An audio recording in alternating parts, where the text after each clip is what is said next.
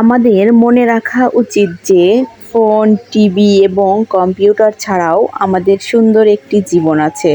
তাই মাঝে মধ্যে সব কিছু ছেড়ে দিয়ে প্রকৃতিকে উপভোগ করা উচিত। পাহাড়, সমুদ্র, ঝর্ণা, জ্যোৎস্না রাত আমাকে খুব টানে। একদিন এসবের মধ্যেই হারিয়ে যাব এই ব্যস্ত নগরী থেকে।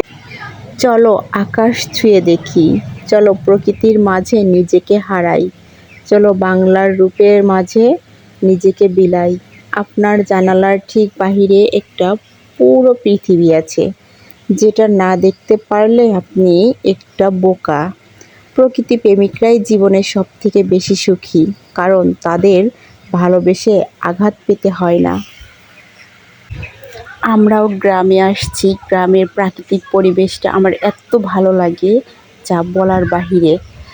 মানে গ্রামের গাছপালা, গ্রামের রান্নাবান্না, গ্রামের সব কিছুই আমার খুব ভালো লাগে। এই যে আমের বাগান, আম বাগানে এখনও অনেক আম আছে। এই আম খাইতে না পারলেও দেখেও শান্তি লাগে, দেখেও ভালো লাগে। গাছ ভরা আম গাছে, তার উপর আবার এই আমগুলা ছোটো গাছে অনেকগুলো আম ধরছে, হাত দিয়েও আম পেড়ে খাওয়া যায়। এই যে খেজুর গাছে খেজুর পেকে আছে, খেজুর গাছে উঠে খেজুর পাড়তেছে, একদম সব কিছু টাটকা টাটকা।